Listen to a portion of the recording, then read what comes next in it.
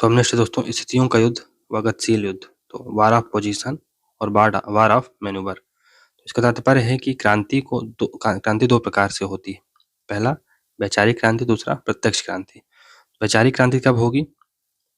जब हम लोग काउंटर हेजेमनी स्टेब्लिश कर लेंगे, और जैसे ही काउंटर हेजेमनी हमारे स्वयं के विचार लोगों पर हावी होने स्टार्ट हो जाएंगे, तब हम प्रत्यक्ष रूप से हम क्रांति करना स्टार्ट कर देंगे। तो गांधी ने 1942 तक अपनी हेजेमनी, काउंटर हेजेमनी अंग्रेजों के खिलाफ स्टार्ट की, और अंत में 1942 में उन्होंने करो या मरो का नारा दे दिया।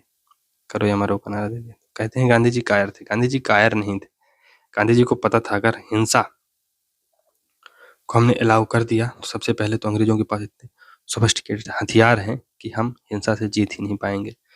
दूसरी बात, अगर कहीं हिंसा से हमने आज़ादी ले भी ली तो वो स्थिर नहीं रहेगी। हमने देखा है कि हमें जो पाकिस्तान है, हम भारत के साथ आज़ाद हुआ, लेकिन क्या स्थिति है? चाइना की स्थिति देखो, डेमोक्रेसी ही नहीं है। तो यही बात है, वैचारिक जो क्रांति है उसके बाद प्रत्यक्ष क्रांति होगी। वैचारिक क्रांति को स्थितियों का युद्ध यानी वार ऑफ पोजीशन कहा जाता है। प्रत्यक्ष क्रांति को गतिशील युद्ध या वार ऑफ मैन्यूवर कहा जाता है, या दांव पेच का युद्ध कहा जाता है। ये सैन्य शब्दावलियां।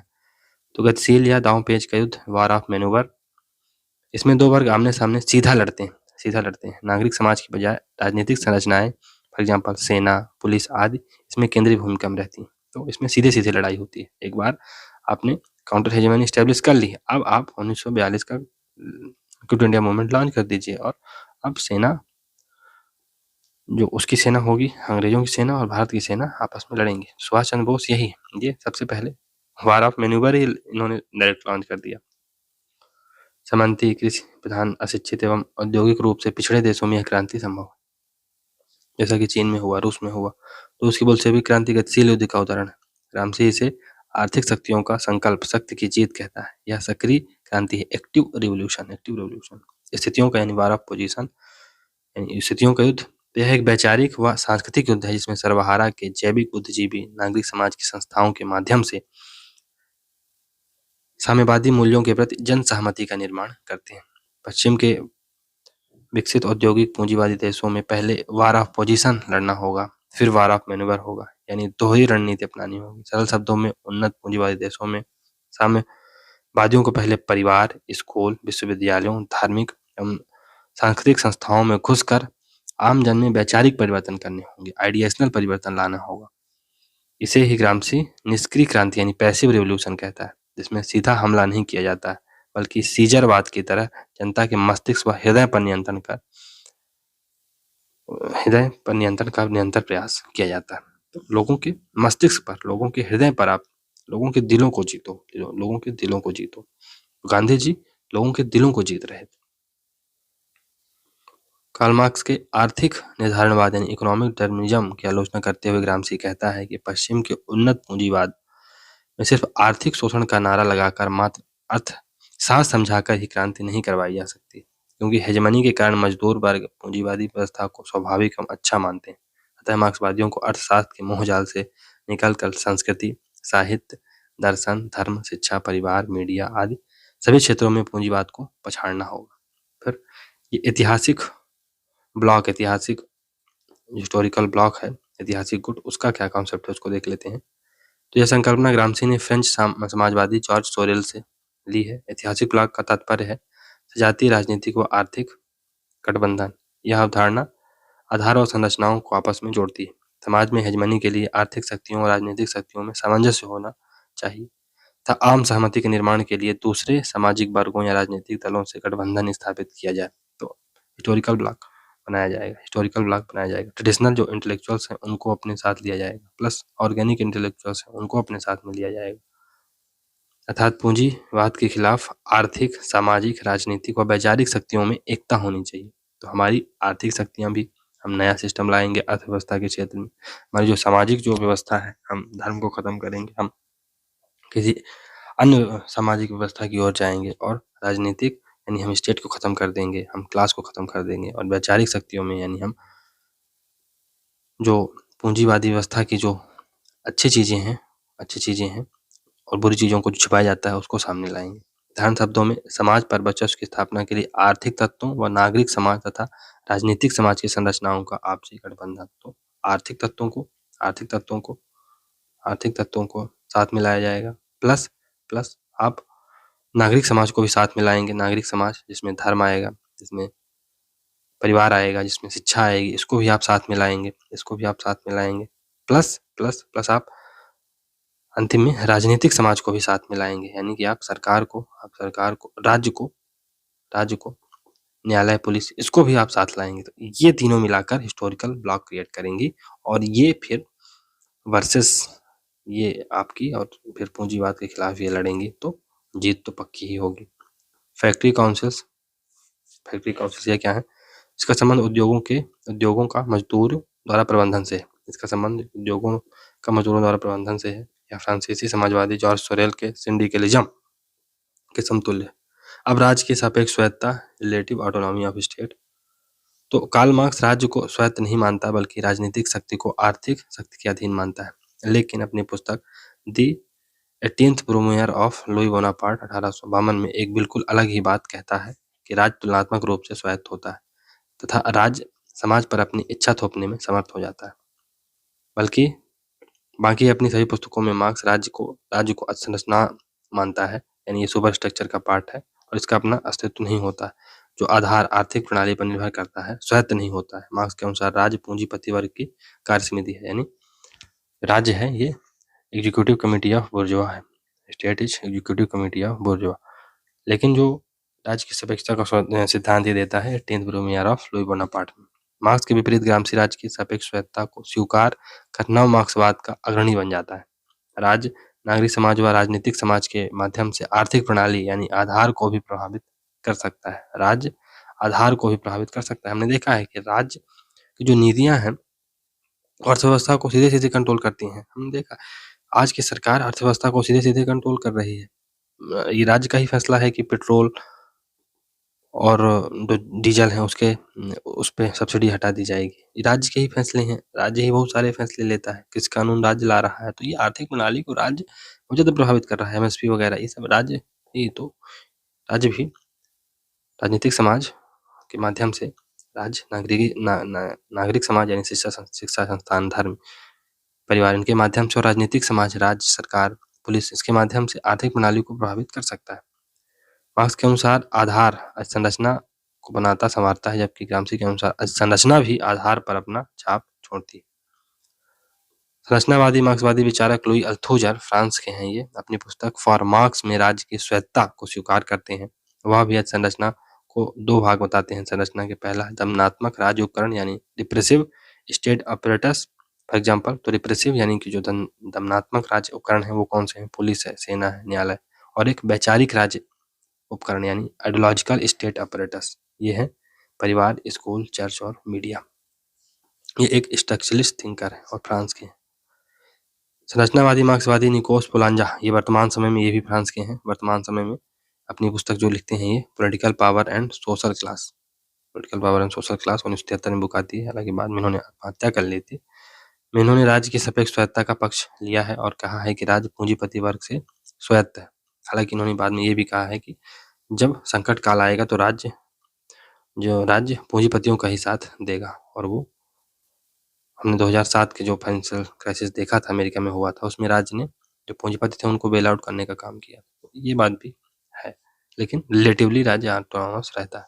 गांधी के आंदोलन व ग्राम्सी, तो ग्राम्सी ने अपनी कैदी की डायरी, प्रेजेंट नोटबुक्स में गांधी के नेतृत्व में चल रहे उपनिवेशवाद विरोधी आंदोलन की भी व्याख्या की है। ग्राम्सी के अनुसार गांधीवादी आंदोलन मिश्रित संघर्षों के प्रतिबिंब हैं। वे मूल रूप से सैनिक चरित्र के हैं जो मूलतः राजनीतिक धरातल पर लड़े जा रहे हैं।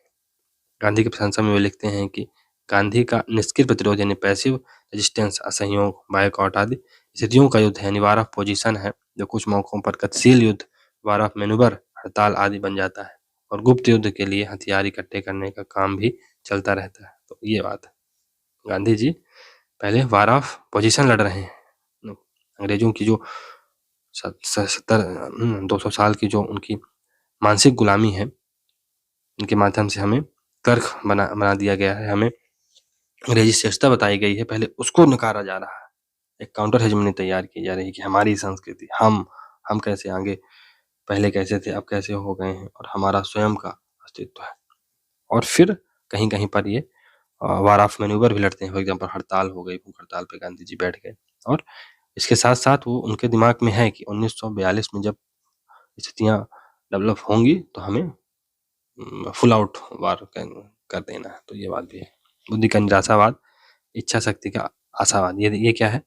तो ग्रामसी की प्रेजेंट नोटबुक में वर्णित इस प्रसिद्ध वाक्य का अंग्रेजी अनुवाद है, pessimism of intellect and optimism of the will.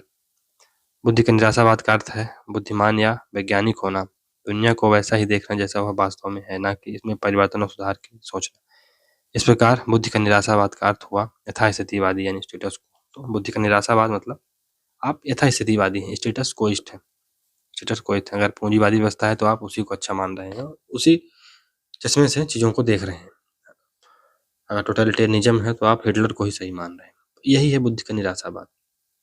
लेकिन इच्छा शक्ति का आशावाद तत्पर है नई कठिन चीजों को आजमाने का साहस, दुनिया को सकारात्मक रूप से बदलने की इच्छा रखना।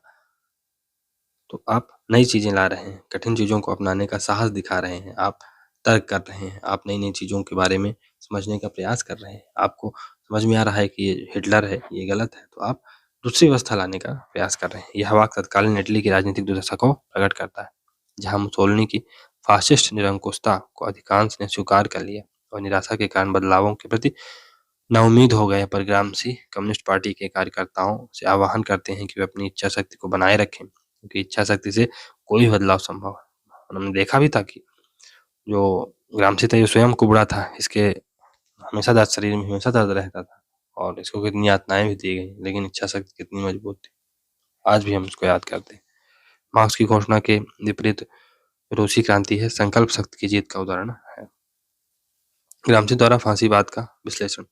ग्रामसी के अनुसार फांसीवाद शक्ति पर आधारित दर्शन है, ये पावर पर आधारित फिलॉसफी है। अतः यह सांस्कृतिक हेजिमनी यानी प्राधान्य यानी हेजिमनी के संकट से जूझ रहा है। यहाँ पर लोगों के दिलों पर राज नहीं किया जा रहा है, बल्कि लोगों को फोर्स से, डंडे के दम पर लोगों पर राज किया जा रहा है। दिल्ली की जनता पर वैचारिक प्रभुत्व नहीं, केवल आतंक है, यानी राजनीतिक प्रभुत्व है। फांसीवाद का विश्लेषण करते हुए ग्रामसी ने 3 अवधारणाएं विकसित की हैं। एक सीजरवाद, दूसरा संघर्षण का युद्ध और तीसरा निष्क्रिय क्रांति। तो सीजरवाद क्या है? सीजरवाद एक ऐसी व्यवस्था का प्रतीक है जिसमें अज्ञात शक्तियों द्वारा राजनीतिक प्रभुत्व स्थापित करके हेजेमनी की संकटकालीन व्यवस्था में स्थिर संतुलन कायम किया जाता है। वार ऑफ एट्रिशन क्या है? संघर्षण का युद्ध। इसका तात्पर्य है फांसीवाद को उखाड़ने के लिए साम्यवादियों को अन्य समूहों को साथ लेकर लड़ाई लड़नी होगी, व्यापक जन समर्थन जुटाना होगा। निष्क्रिय क्रांति यानी पैसिव रिवॉल्यूशन। तो ग्रामसी के अनुसार फांसीवादी समाज में विरोध का सक्रिय एवं संगठित प्रतिरोध अत्यधिक जटिल है, अतः यह निष्क्रिय क्रांति ही संभव है। जो फांसीवादी समाज है वहां पर विरोध का जो सक्रिय और संगठित प्रतिरोध अत्यंत कठिन है। क्यों? क्योंकि सीधे गोली से उड़ा दिया जाएगा, कंसंट्रेशन कैंप में भेज दिया जाएगा। इसलिए आप पैसिव रिवॉल्यूशन करें, आप अपने विचारों के माध्यम से लोगों को उत्तेजित करने का काम करें, लोगों के अंदर एक माइंडसेट क्रिएट करने का काम करें, एक जनमानस क्रिएट करने का काम करें। ग्रामसी ने फांसीवाद में निष्क्रिय क्रांति को महत्वपूर्ण माना है। यह क्रांति प्रत्यक्ष कार्यवाही, डायरेक्ट एक्शन की समर्थक नहीं बल्कि स्थिति के युद्ध यानी वार ऑफ पोजीशन का समर्थन करती है। नव ग्रामसीवाद, न्यू ग्रामसीवाद। नवग्रामसीवाद को विमर्श विश्लेषण उपागम यानी डिस्कोर्स एनालिसिस अप्रोच भी कहते हैं। नव मार्क्सवादी सिद्धांत का यह एक उपागम है। विमर्श विश्लेषण उपागम का विकास 1970 के बाद हुआ, जब निकोस पुलांजा व जेम्स जॉल आदि विद्वानों ने मार्क्सवाद व ग्रामसीवाद का समन्वय किया। नवग्रामसीवाद हेगेलियन मार्क्सवाद से प्रभावित है, जो मार्क्स के आर्थिक निर्धारणवाद तथा द्वंद्वात्मक भौतिकवाद का विरोध करता है तथा ग्रामसी के सांस्कृतिक व वैचारिक हेजेमनी का समर्थन करता है। अच्छा, डिस्कोर्स क्या होता है? तो डिस्कोर्स ये सामाजिक जीवन के किसी विशेष क्षेत्र में सोचने की पद्धति डिस्कोर्स कहलाती है। सामाजिक जीवन के किसी विशेष क्षेत्र में सोचने की पद्धति डिस्कोर्स कहलाती है। तो महिलाओं के बारे में हम क्या सोचते हैं कि महिलाएं सबऑर्डिनेशन के लिए बनी हैं, ये पुरुषों के काम करने के लिए बनी है या बेसिकली ये पुरुषों के अधीन रहने के लिए बनी है, इनकी अपने कोई अकल नहीं होती है। ये सब चीज़ें ये है, ये सामाजिक जीवन के किसी विशेष में सोचने की पद्धति, यही डिस्कोर्स क्रिएट किया जा रहा है, यही डिस्कोर्स क्रिएट किया जाता है। अमेरिकन गोरे हैं, काली चमड़ी वालों के लिए यह सोचते हैं कि वो स्वभावतः अशिक्षित, गरीब व अपराधी होते हैं। तो ये एक डिस्कोर्स है, सामाजिक जीवन के किसी विशेष क्षेत्र में सोचने की पद्धति।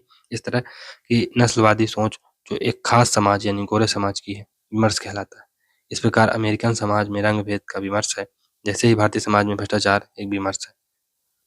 आम भारतीय सोचता है कि सरकारी कार्मिक, पुलिस, राजनेता भ्रष्टाचारी होते हैं। तो लोगों के मन में पहले से बना हुआ है और सही भी है, काफी हद तक सही भी है, इसमें कोई गलत है नहीं। तो डिस्कोर्स है वो कई बार सही भी होता है, डिस्कोर्स कई बार सही भी होता है। हालांकि नस्लभेदी जो डिस्कोर्स है वो तो कहीं से कहीं तक सही नहीं है, लेकिन जो भ्रष्टाचार का भारत के प्रति विमर्श है ये 100% सही है। केवल कुछ लोग ही हैं जो आज ईमानदार बचे हैं, बाकी पूरा सिस्टम करप्ट है। कहाँ कहाँ तक आप भ्रष्टाचार को खत्म करोगे? पूरा चेन है और उस चेन को कोई व्यक्ति तोड़ ही नहीं सकता है, इतना भयंकर चेन, ऊपर से लेके नीचे तक। एक बिल नहीं पास होता साहब, एक बिल पास नहीं हो सकता बिना पैसा दिए। हो जाए तो बताइएगा। विमर्श सही भी हो सकता है और गलत भी, वही बात है। तो भ्रष्टाचार के लिए जो ये विमर्श है ये 100% सही, आपने खुद अनुभव किया होगा।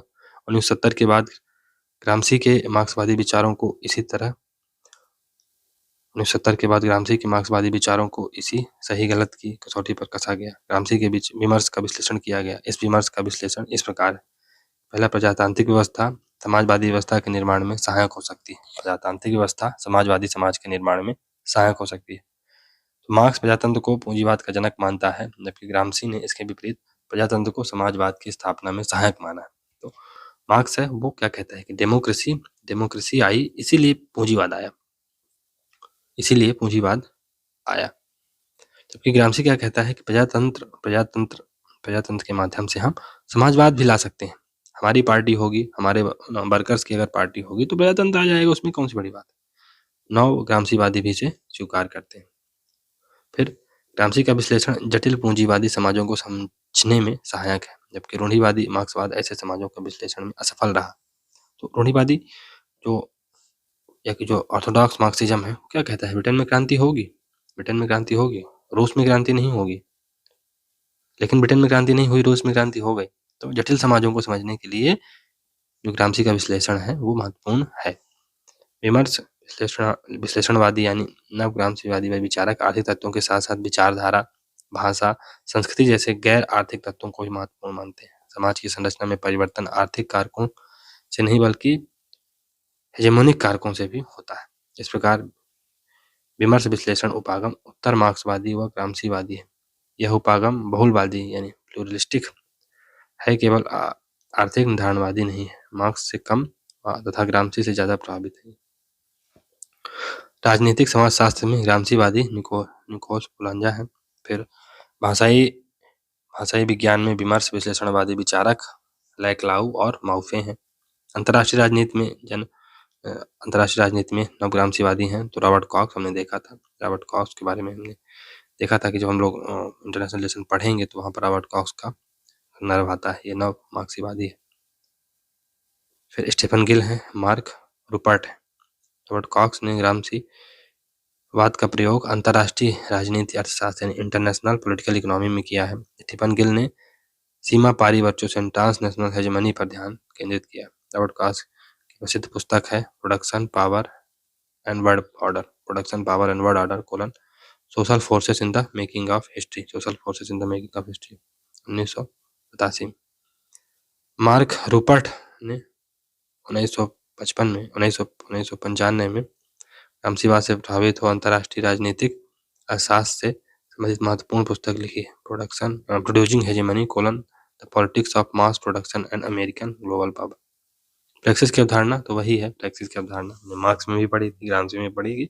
सिद्धांतों को विचारों में बदलना, बस सिद्धांतों को अपने व्यवहार में तब्दील करना। प्लेक्सिस एक ग्रीक शब्द है, इसका तात्पर्य है अभ्यास या कार्यवाही। प्लेटो, अरस्तु, Kant, Karl Marx, Gramsci, Jean Paul Sartre, Hannah Arendt आदि विचारकों ने इस अवधारणा को विभिन्न संदर्भों में वर्णित किया है। प्राचीन यूनान में संत नागरिकों की सार्वजनिक गतिविधियों के लिए इस शब्द का प्रयोग हुआ करता था। तो अगर आप पढ़कर पार्टिसिपेशन कर रहे हैं तो ये है प्रैक्सिस।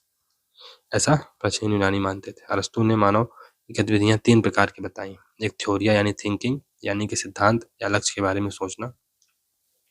तो आप अगर रोटी खाना चाहते हैं तो आप पहले रोटी के बारे में सोचिए। फिर पोइसिस यानी मेकिंग, उस सिद्धांत को निश्चित करना या उसका निर्माण करना। तो आपने अगर रोटी बना ली है तो ये क्या है, ये पोइसिस है। फिर प्रैक्टिस डूइंग, अगर आप रोटी को खा लेते हैं तो ये है आपने जो आपने सोचा था, यानी जो सिद्धांत था, थ्योरिया था, उसको आपने प्रैक्टिस में तब्दील कर दिया। प्रैक्टिस में तब्दील कर दिया। सिद्धांत या लक्ष्य को कार्य रूप देना, यानी सिद्धांत को व्यवहार में ढालना। अरस्तु के अनुसार प्रैक्टिस भी 2 प्रकार की होती है।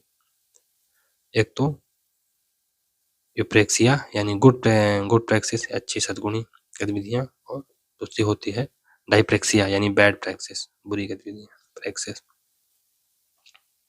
तो थ्योरी को आप एक्शन में तब्दील करते हैं, एक्शन से रिफ्लेक्शन होता है, फिर थ्योरी, मतलब ये क्रम चलता रहता है। आधुनिक राजनीतिक विचारकों में कार्ल मार्क्स ने प्रैक्टिस की अवधारणा पर काफी बल दिया है। मार्क्स के दर्शन से पहले दर्शन, सिद्धांत व राजनीतिक व्यवहार को अलग रखने की परंपरा थी। मार्क्स का कहना था कि जो वर्कर्स, वो जो philosophers till now have only explained the word, that matter is you have to change the word। तो दर्शन व राजनीति एक ही सिक्के के 2 पहलू हैं, इसलिए इन्हें अलग नहीं किया जा सकता है। उन्होंने सिद्धांत व व्यवहार की एकरूपता पर बल दिया। मार्क्स ने अपनी पुस्तक थीसिस ऑन फायरबाग में लिखा है कि दार्शनिकों ने केवल संसार की व्याख्या की है, जबकि आवश्यकता है संसार को बदलने की। तो philosopher till now only have explained the word, the thing is you have to change the word। अर्थात दर्शन का अंतिम कार्य केवल वास्तविकता को समझना ही नहीं, बल्कि उसे बदलना भी है। सुंदर गुलाबों की कल्पना ही पर्याप्त नहीं, बल्कि उसके लिए भूमि व खाद पानी की व्यवस्था करना भी जरूरी है। ग्रामसी भी मार्क्स की तरह यही मानता है कि दर्शन राजनीतिक व व्यवहारिक होना चाहिए। ग्रामसी का कहना है कि यदि दर्शन वास्तविक है तो उसे राजनीतिक भी होना चाहिए। इसलिए वास्तविक दार्शनिक वही है जिसे राजनीति का ज्ञान है। जीन पॉल सार्त्रे भी अपनी प्रसिद्ध पुस्तक क्रिटिक ऑफ डायलेक्टिकल रीजन 1960 में प्रैक्टिस को आवश्यक मानते हैं। वहीं हन्ना अरेंट अपनी पुस्तक द ह्यूमन कंडीशन 1958 में अच्छे समाज के निर्माण के लिए और स्वतंत्रता की रक्षा के लिए सार्वजनिक क्षेत्र में मानव की सक्रिय सहभागिता को आवश्यक मानती है।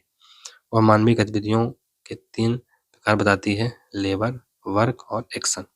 ये और जो एक्शन है ये प्रैक्टिस का पर्याय है। एक्शन प्रैक्टिस का पर्याय है। जब हम लोग हन्ना अरेंट के बारे में पढ़ेंगे तो इसको बहुत ही अच्छे से समझेंगे। तो चलिए, यहाँ से ग्रामसी समाप्त होता है। थोड़ा सा एक्सप्लेनेशन दोस्तों अब कम कर दी है, क्योंकि आप लोगों को वीडियो से बहुत मतलब है नहीं।